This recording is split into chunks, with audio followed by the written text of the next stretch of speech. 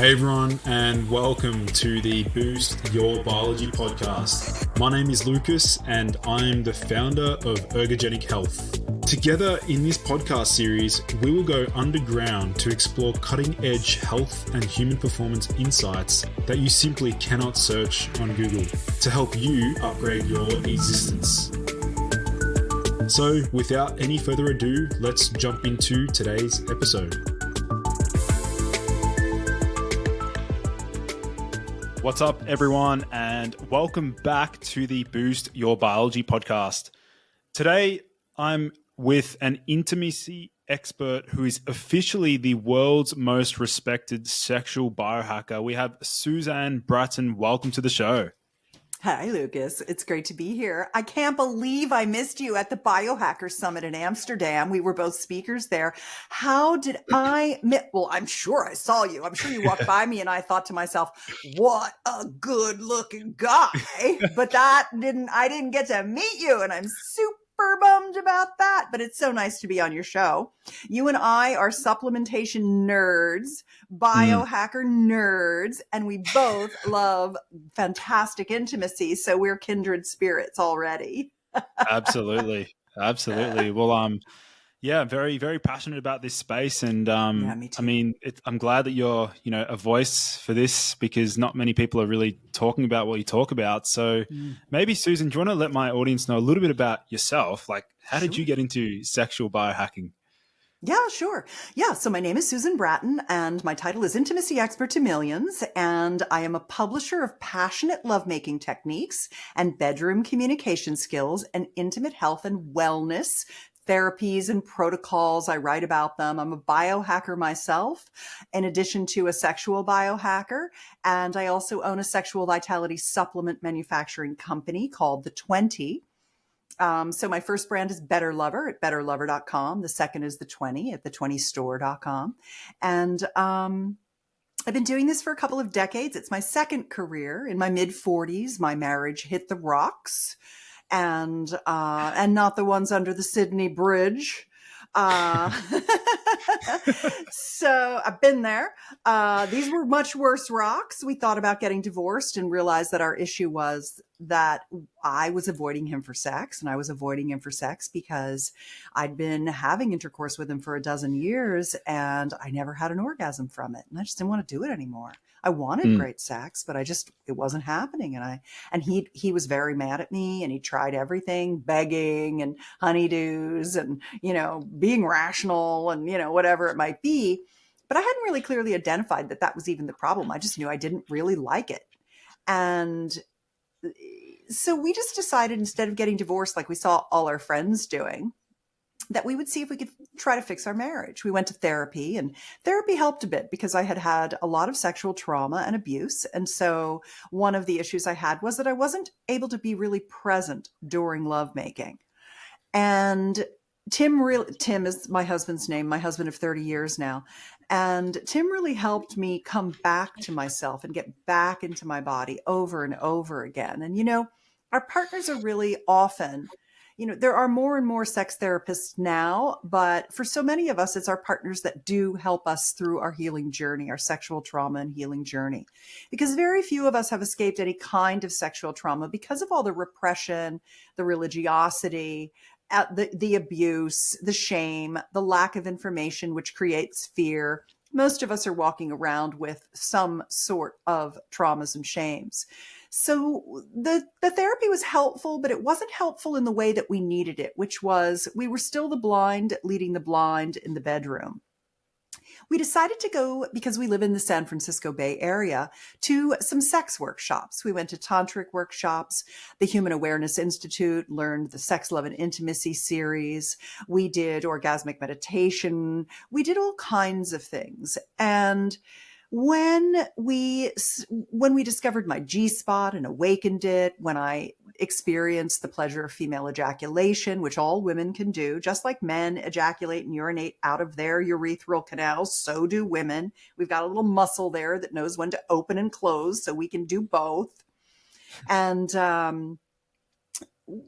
we really started gaining some skills. The number one skill that we gained was that we had everything to lose because we were best friends. We had a beautiful little daughter. We had a great life. It was just our sex life that was broken. And so we decided to become honest. We knew Brad Blanton, the author of Radical Honesty, and we're like, all right, let's do it. Let's just tell the truth.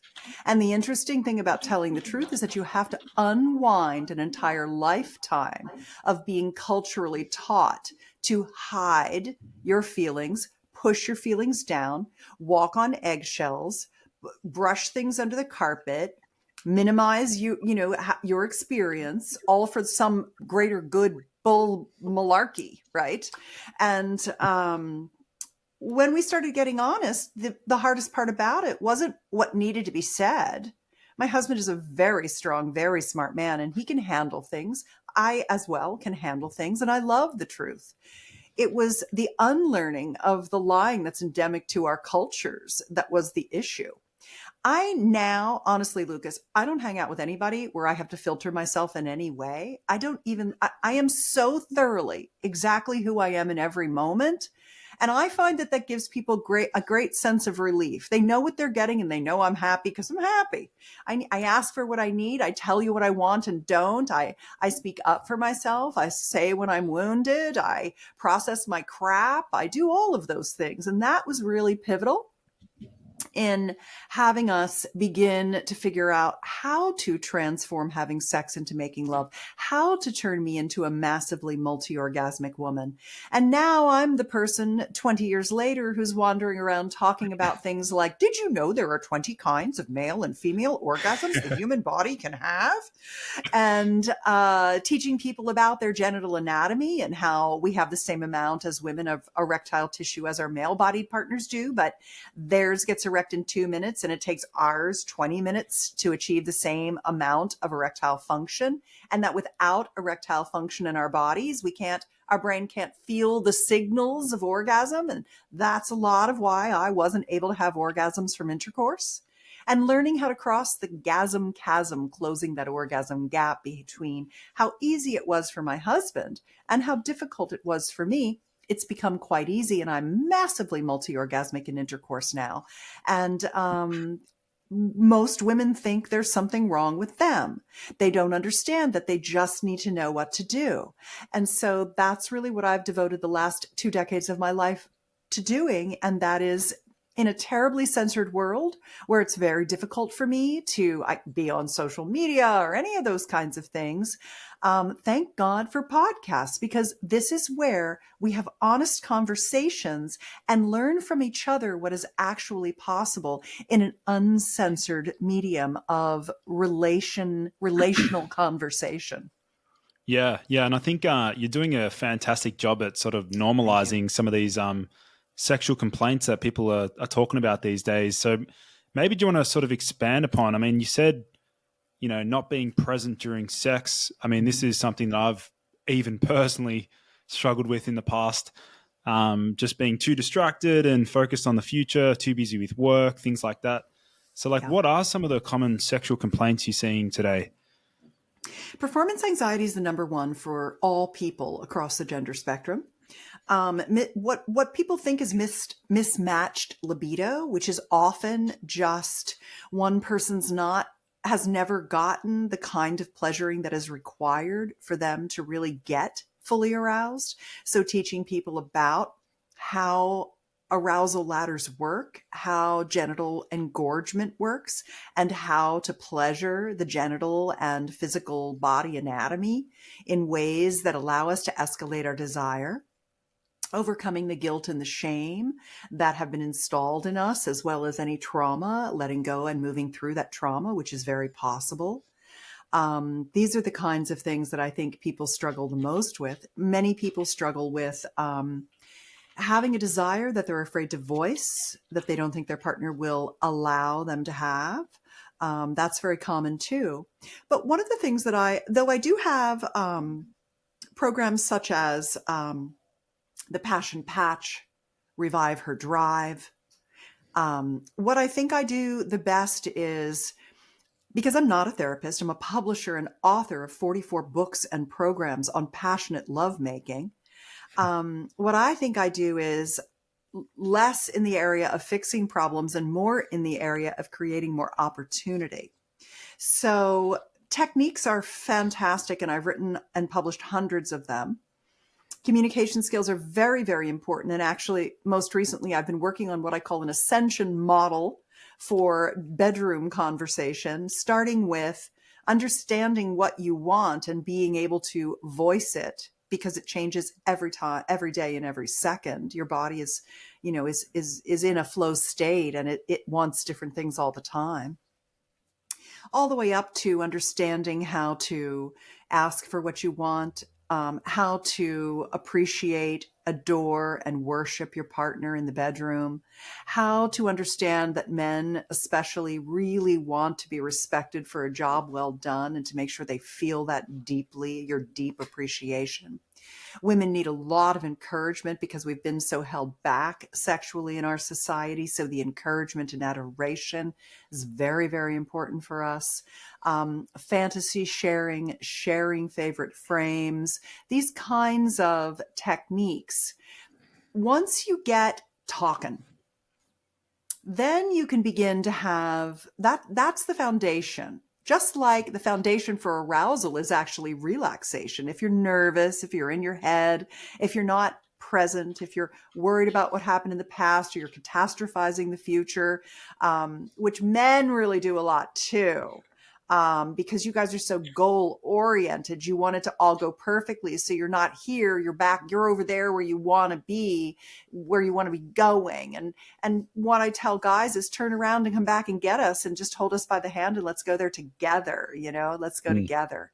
So I think the idea that the couples who play together stay together, especially in the bedroom, and that learning new skills together. What are you learning together right now? And you ask a lot of people, and they're like, I don't know. I think we're pretty much just kind of having intercourse, and it's good. And the thing is that is fantastic. And I certainly love intercourse, but there are many, many things that a couple can learn. And even if you're single, solo kinds of sexual maturation is really good. So I put together something called the Sex Life Bucket List. It's at sexlifebucketlist.com, and it's 48 erotic play dates that couples can do. And when you go there to get the Sex Life Bucket List, it's a PDF that you can print out. And there's a video that I recorded that basically I walk you through all these 48 different things that you might want to learn together. And then you write down A's against the ones that are really going to go on your bucket list right away. B's are, well, it wouldn't be necessarily what I would want to do, but if my girlfriend wanted to do it, I'd be down for doing it with her. And C's are, it's not for us right now. It's not for me right now anyway. And maybe I'll get there, and maybe it'll never appeal to me. They're all very appealing and comfortable kinds of things, and really fun and erotic and sensual and heart connected and passionate and, delicious. And so I think that once a couple has their little A bucket list, then they can start to explore new things that they can learn, like having an expanded orgasm practice, doing yoni and lingam massage, lingerie photo shoots, or filming yourself making love and watching it later and talking about what the best parts were for you, or the art of shibari and rope tying, or learning how to do honorable ravishment and restraint, or learning one of the 20 kinds of orgasms, maybe finding your P spot or your G spot, or experiencing female ejaculation, or becoming a multi-orgasmic man. I mean, these are just a handful of the 48 in the list. And I think that is what ultimately people are looking for from someone like me. I'm not there to fix your problems. That's what therapists do. I'm here to help you have super hot, sexy, incredibly intimate, massively erotic, spiritual, heart-connected, mind-blowing experiences together. That's my jam. Yeah. No, you do such a great job again at explaining all of that. And there's a few things that actually came up for me, in that regard.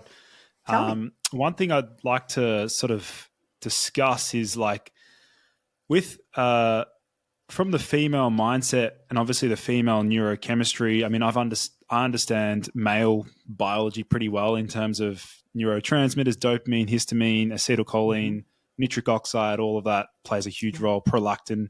But in terms of the female mindset or within a woman's mind, like, what do you think are some of the biggest like libido killers in women? Yeah. Yeah, I would say that I look at it in a fairly simple way, which is that the male, let's just call it male and female, with the carve out that I support the full expression across the gender spectrum. I am a sparkle rainbow pony. I am a pansexual, sapiosexual, poly, bisexual woman. So, I like lovey, emotional, super smart, gender fluidity types of people. So I'm very open to all expression. But we're born into one or the other. Primarily, the large majority of us are born into an XX or XY chromosome body. And if we're XX, we have a vulva and we have estrogen dominant hormone profile. If we're born into an XY chromosome, we have a penis and testicles and a prostate, and we have testosterone dominance. And that makes us very different. One of the things that makes us different is that we have the same amount of erectile tissue, but in men, it's a very straight shot. In that penile chamber, it fills very quickly. And in the female body, you take that there's twice as much material as you see in the penis. The penis is twice as big as it visibly sticks out of the body. It goes in and down toward the testicles, and it's all this erectile tissue. It's like a banana's worth of erectile tissue. If you take that out of the penis and you turned it into a circle that came to a point at the top, it would be like a teardrop, and you put it right around the vaginal cavern. That's what our erectile tissue systems look like, but it takes us about 20 minutes to get it filled up. The male has extra testosterone, which is that is the molecule of lust, of desire.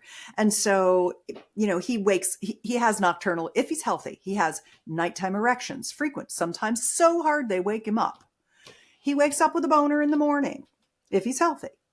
He masturbates daily, typically. Men do. They're born to keep their semen topped up and fresh. Some men don't like to do it. It depletes them. Other men, that's what they like to do. It's a bell curve like everything in sexuality, but generally men are frequent masturbators. So they're playing with their penis and they're having ejaculations and orgasms. And so they're doing that a lot. And they're goal oriented. They're driven to achieve. They want respect for a job well done, and they will put their pleasure aside to give their partner pleasure. The female, she's an estrogen dominant person. She's got this slower filling erectile tissue system, still 3 chambers, but they're in nooks and crannies. She does not walk in the world safely.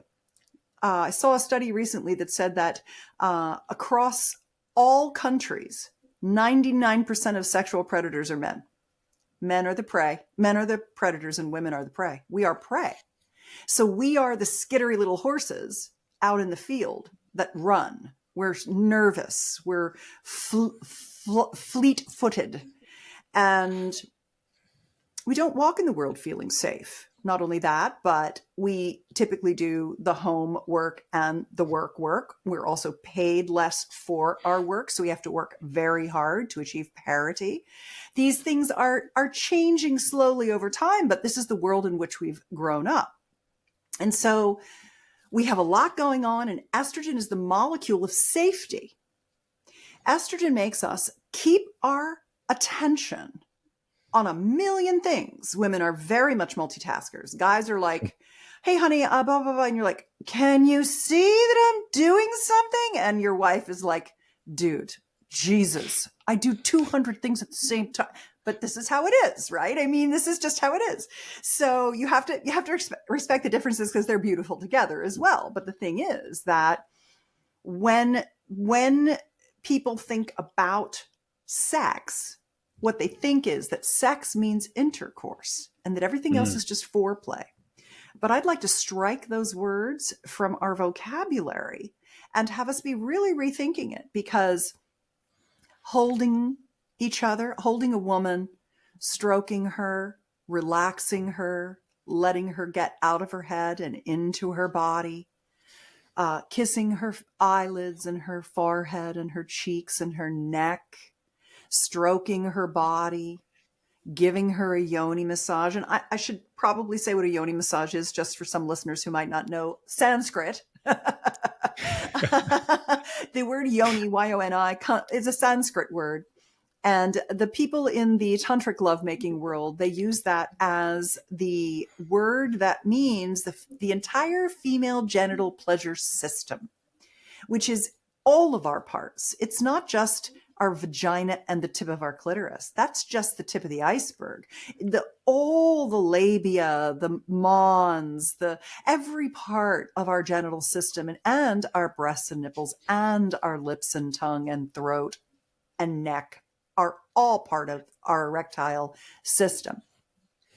But because that takes a while to get filled with blood, so that it expands, so that it sends more pleasure signals to the biggest sex organ, our brain, it takes us a while. And when our guys are already turned on, they're already horny, they already have an erection, and they're already way ahead of us, they forget to turn around and come back and slow down and connect in heart with us. One of the biggest issues that guys have is that their penis and their heart are not connected.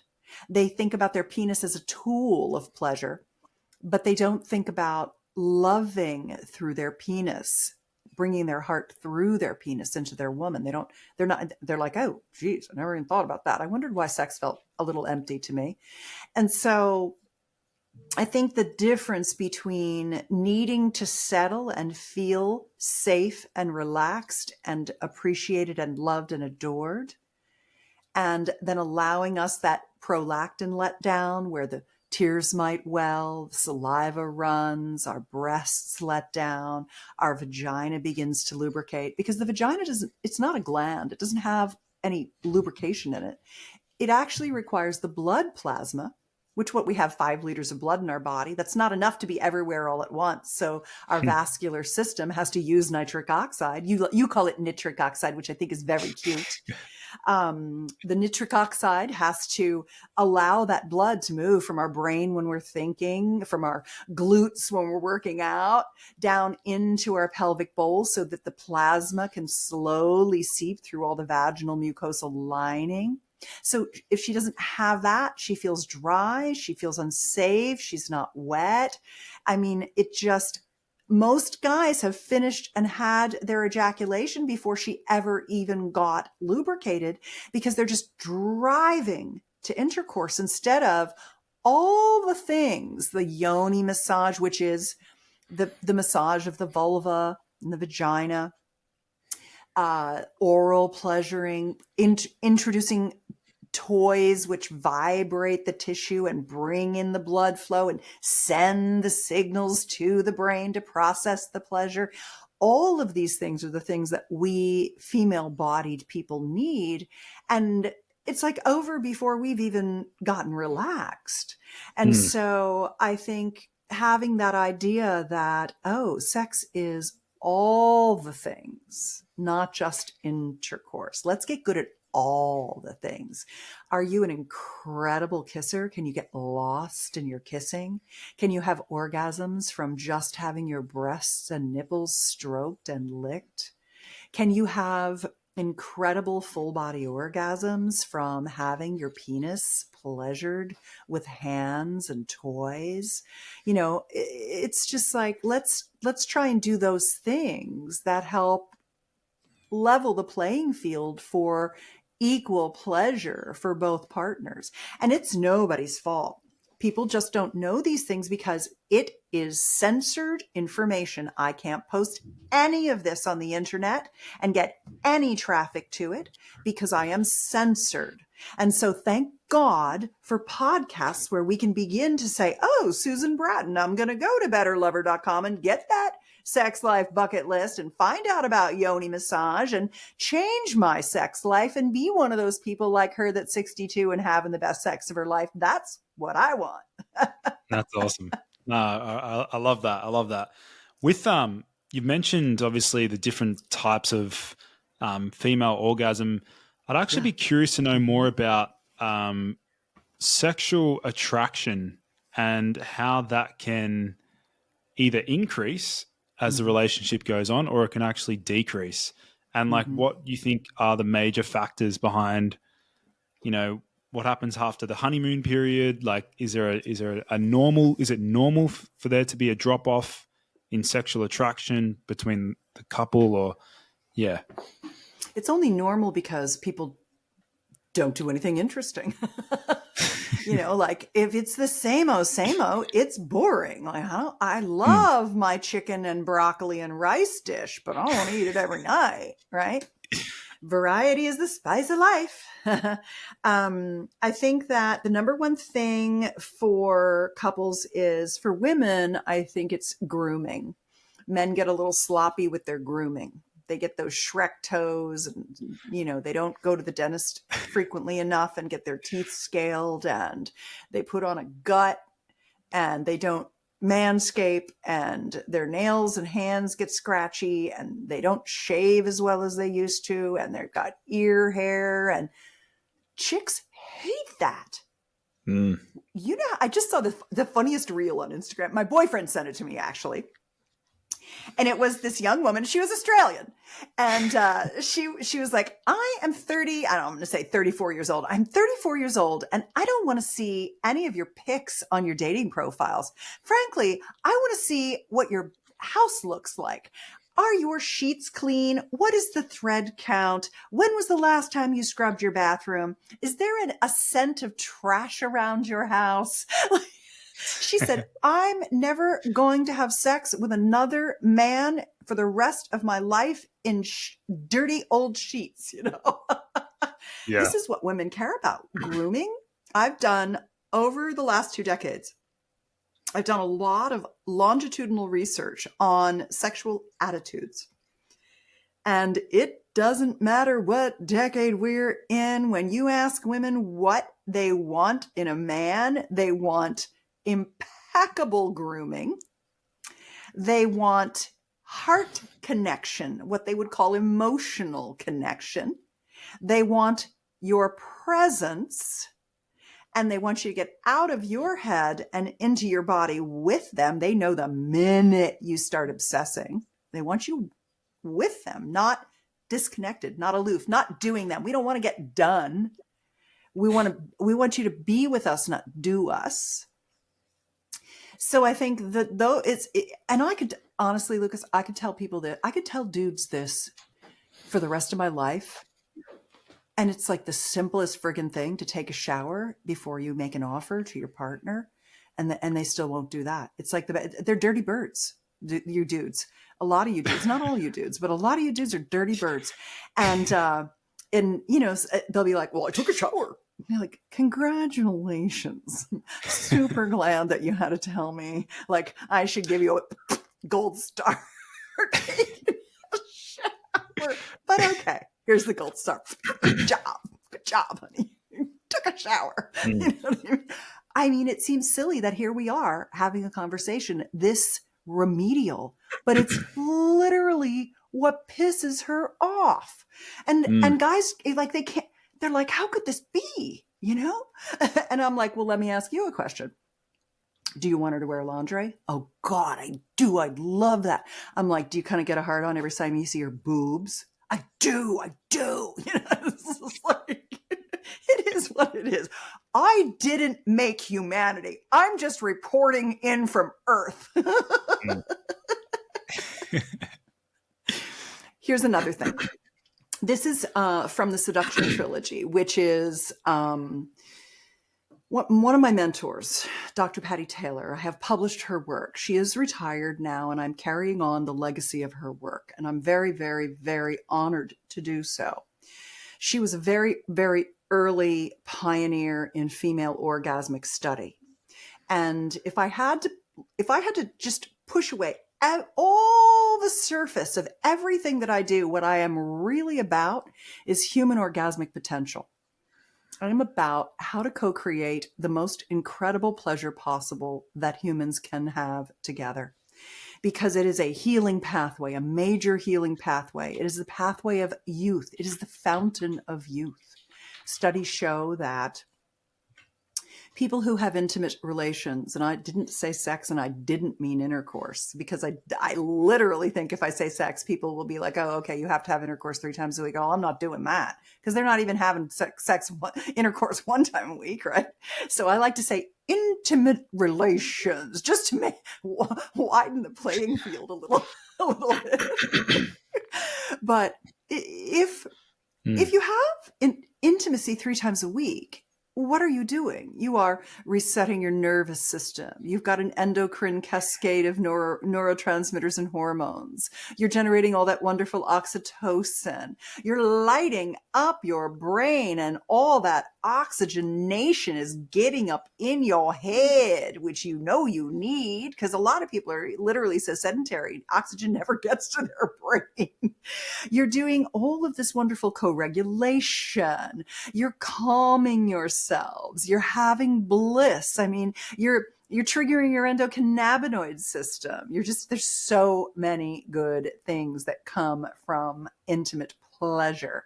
And so the problem is that those male-bodied of us who are like way out in front, they're ready to go straight to intercourse, and that she's not had enough warm up to really have this fantastic pleasure. And so he makes her offers. Do you want to have sex? And she's like, not really, because she's not there.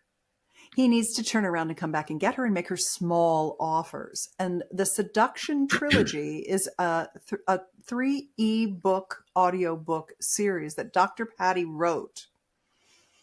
And it teaches men, very specifically, it teaches men how to make women offers that get them starting to say yes to things, and then knowing how to right size those offers so women begin to be like a yes to everything with them. Because he's so far ahead, he's making her an offer that's much too big. Do I want sex? I do not want sex. I'd like to have some lunch, honestly. I need to fold some towels.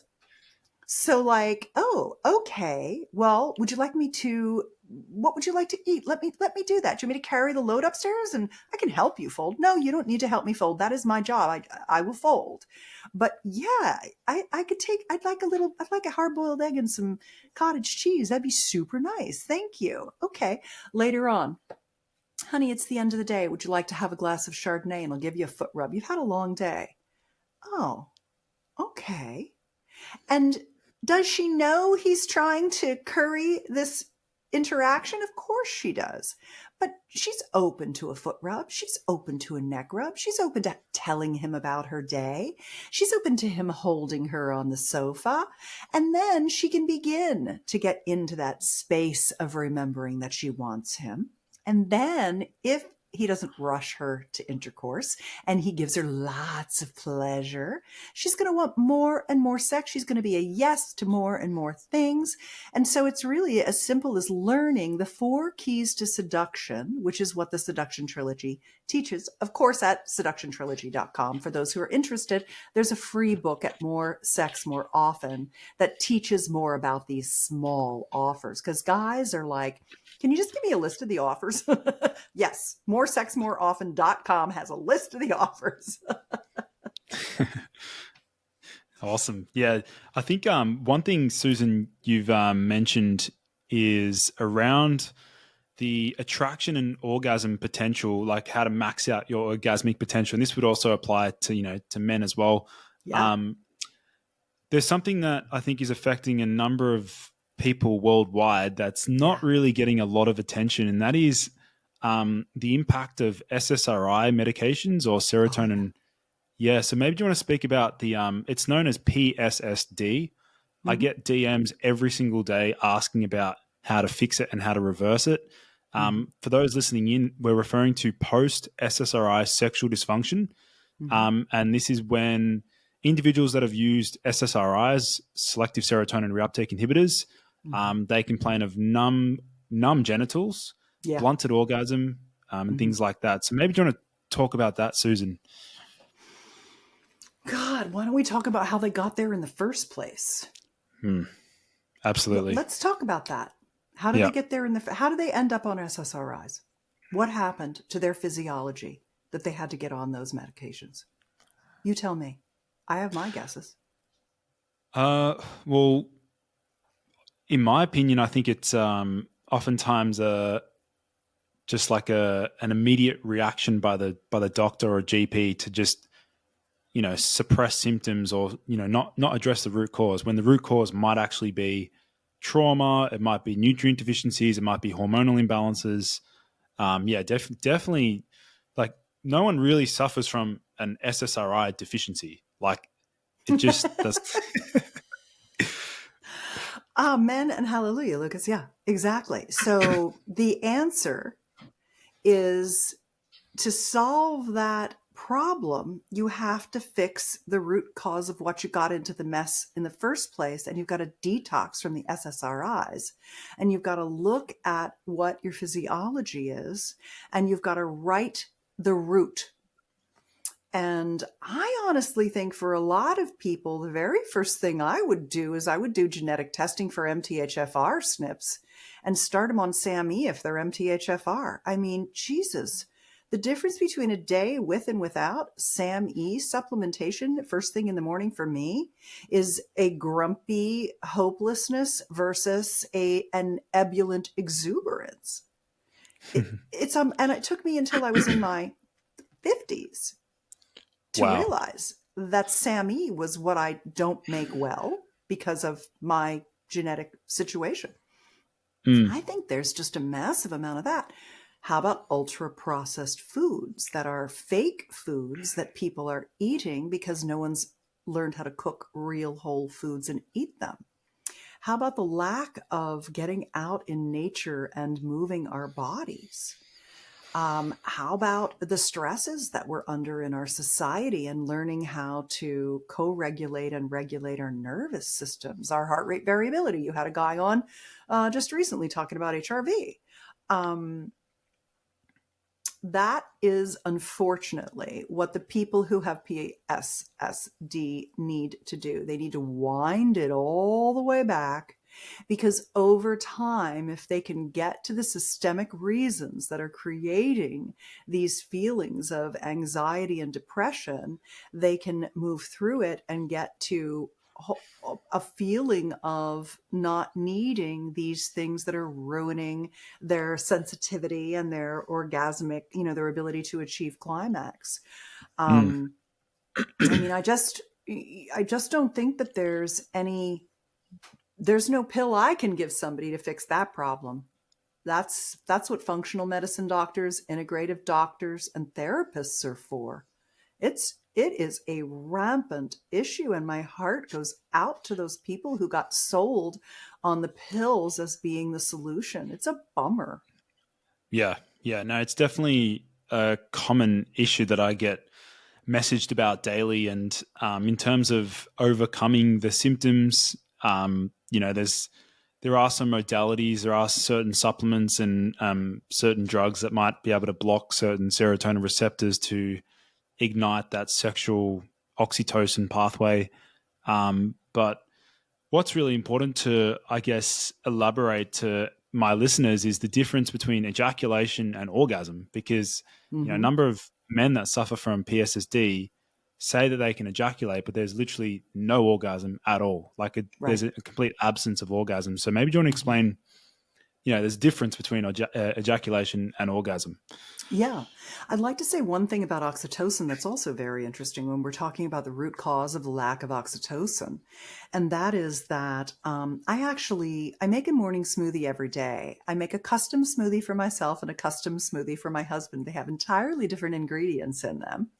And one of the things that I do is I culture my own yogurt at home. I also make my own nut milk because all the yogurt and the nut milk that you get at the store are full of fillers and thickeners and gums and sugars. And there are barely any probiotics at all in those yogurts anyway. And I use Lactobacillus reuteri. I get it from a company called Oxyceutics. They have a product called Gut to Glow. And I open up the capsules. It's a supplement. And I open up the capsules and I put that into I use half and half, but you can use nut milk too. But I like it.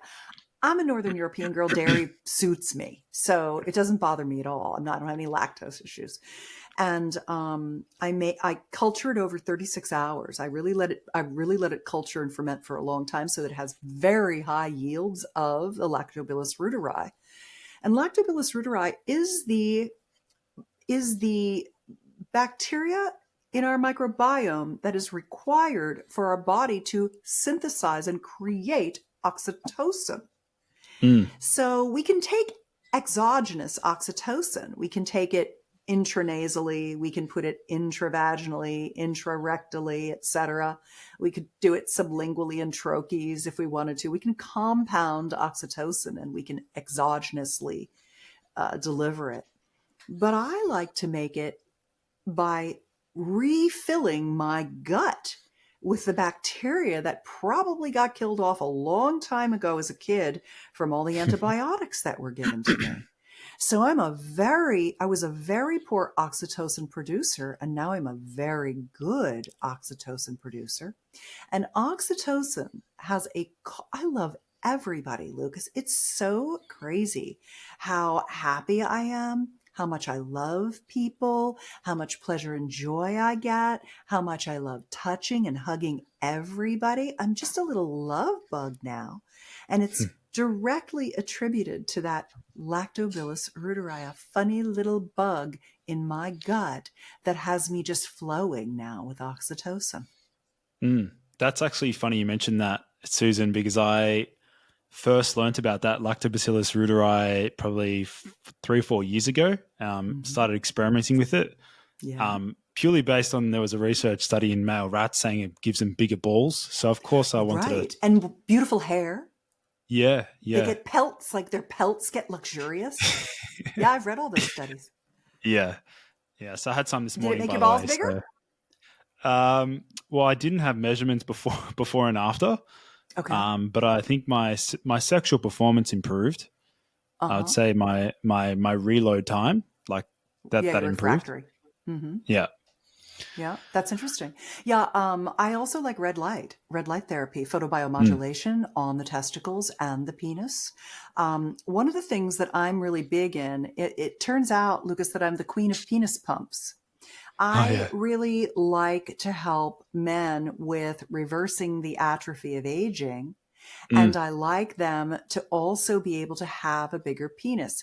You know, women can't get their boobs bigger by using vacuum devices or any of those kinds of things. And implant surgery is very, very, dangerous. And women are having explants now. And I don't recommend that. But men are so lucky because you can actually use a penis pump and pull the blood into your penis and slowly stretch the skin and the tunica albuginea and fill the chambers with more blood. So you enhance blood carrying capacity. And then that means that when you have that, capillaries begin to grow out into the edges a little bit more. And when that happens, then innervation happens with the nerves. So the nerves can grow out to the edges. So you end up getting more girth first. And this is with a pumping routine of every other day or a couple of times a week, consistently over 10 months to a year. You can gain 20 to 25% increase in overall penile volume. And the pump that I recommend, which I can have sent to you if you'd like to try it, I highly recommend it. It actually is a 2-cylinder system. The first cylinder, you put your balls and your penis, you put your testicle and your penis in there. You create a nice seal with some lube. You pull the blood in, hold it for 10 minutes, keep it topped up for 10 minutes, release it, massage your penis, take the smaller cylinder, put that just on your penis, pull the blood in, there's a protocol in my pumping guide. It's pumpingguide.com on page 40 that tells you how many degrees of negative pressure over the period of pumping you need to do over the course of the weeks and months, because you start slow and small. You've got to stretch everything and kind of get it going. And then you pump the second pump, and then you release it, and then you pump one more time for 10 minutes. And then you use a strap or a constriction ring at the end and release the vacuum and hold the blood in for about a half an hour. So it kind of is holding that larger size so everything can kind of grow. And you would be absolutely amazed at how much length and girth you can achieve. So guys go from just trying to reverse atrophy to actually enjoying male enhancement. If they're 5 inches, they want to be 6. If they're 6, they want to be 7. Basically, women can never be too rich and too thin, and men can never have a penis that's too big. It's just what guys want. They want a big thud factor. And they want it to be firm and veiny. And as you age, you get less veiny, you get softer. It just doesn't hold as much blood and it doesn't stay as strong. And I recently was on a show called Cocktails with Dimple in the Beard. It's on YouTube. And Dean and Brian, I've been on their show a few times. They're really fun guys, and I sent them pumps. And Dean said that he takes SSRIs and he hardly ever would climax. And now he is able to climax again because he got sensitivity back in his penis from the growth and the innervation of the capillary system, letting the nerves grow out to the edges. And he was able to begin to feel things he hadn't felt for years. So when you asked me that question, I didn't want to just say, use a penis pump, because I want to go to the root of the problem. But Dean did tell me that it helped him with his sensation loss. And I hear sensation loss from men all the time and say, the first thing I would do is I would start eating some real food. Right. But the second, and exercise, get the blood flowing. But the second thing I would do is pump my penis. And so for those of your listeners who are like, oh, wow, I thought that was just like, a party trick or something. Not at all. You lucky ducks can enhance your length and girth with the right kind of penis pump. I do not recommend water pumps. I do not recommend most pumps on the market. The pump I recommend is in the pumping guide, and I'd be happy to send you one if you'd like to. Try it out. Yeah. And the balls don't grow from pumping, but it does have a red light wrap that helps with, mitochondrial development of the Leydig cells, enhancing testosterone and fertility, etc. And there's also a penile extender. I do not recommend jelqing, and I don't recommend weight hanging either, because I work with thousands of men who DM me or email. They get on my email newsletter and they email me. I always get all the emails and I reply to every man. And I have a decade of men telling me that they broke something, hurt something, bruised something from using a pump the wrong way, too much pressure, jelqing, weight hanging, water pump. And so I don't help people who call me and go, I've got this other pump thing. I'm like, I can't help you. You have to use a safe product.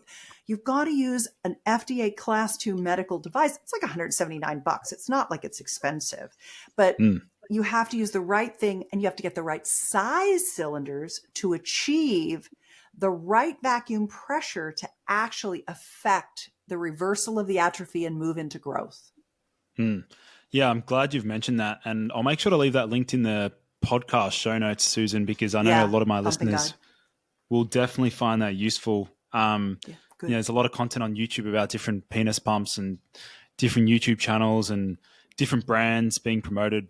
I've personally never used one, but I'd be interested to learn more about that. So I'll make sure to leave that linked in the podcast show notes. Good. But in terms of maybe one final message for my listeners, Susan, what would you in terms of maybe building up sexual self-awareness or some great little biohack that they can implement. What would be your final message to those listening in? If you're over 40, take a nitric oxide supplement. Because and make it citrulline based, and get citrulline that is actually made from watermelon rind, not from a Chinese lab where they've taken corn that's full of pesticides, put it in a big container, inoculated it and with a bacteria that makes arginine, and then inoculated it with another bacteria that eats the arginine and makes it into citrulline, and still has all the pesticides in it.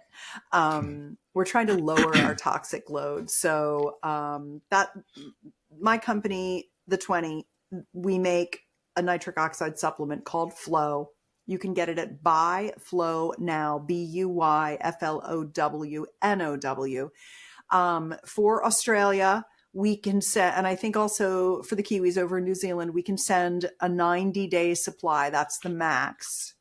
And it's best to do that because you've got customs to pay. But for those in the US and Europe, there's, you can buy a 6-month supply.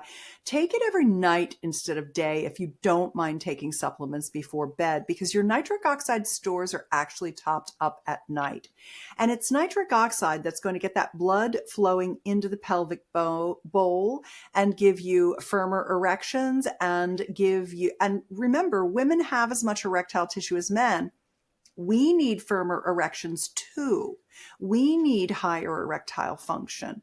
And so if you're feeling that your orgasm feels a little further away than it used to, or what have you, I think that is very, very important. And use a pump. You can use a lady pump. You can use a man pump. That can be very good. And then I think you have some shockwave facilities in Australia now. In the US, we have the Gainswave and FemiWave brand, and they are really good for reconstituting atrophied genital tissue. They're great for breaking up scar tissue and kidney stones. They're also great for revitalizing genitals that have aged. And then the cherry on the top of that biohacking sexual regenerative stack would be things like PRP, platelet-rich plasma, exosomes, stem cells, either endogenous or exogenous stem cell integration into the healing of those kinds of regenerative therapies. So I'd say nitric oxide supplement is ground zero, because blood flow is ground zero for your physical pleasure and sensation. And then you can start playing with toys. You can start doing orgasmic cross training. There's a lot of fun things you can do from there. Definitely. Glad you mentioned that, because nitric oxide is perhaps the most important gaseous molecule for sexual performance. And so, as you would understand, nitric oxide levels decline with age. And so anything that's going to help with increasing nitric oxide, whether that be through supplementation form, nasal breathing, sauna usage, things like that's absolutely imperative. So, thanks for sharing all of that, Susan. It was an absolute pleasure having you on the podcast. I'll make sure to leave everything you mentioned in the podcast show notes. But otherwise, I look forward to seeing you in person in the future. Me too. I can't believe I didn't get to meet you in person. I'm so sad about that, Lucas. But listen, you don't have to beg me too hard to come to Melbourne either. So I love it there. I've been all over Australia. I've been probably more places than Australians have been. Awesome. Well, Thank you so much for having me.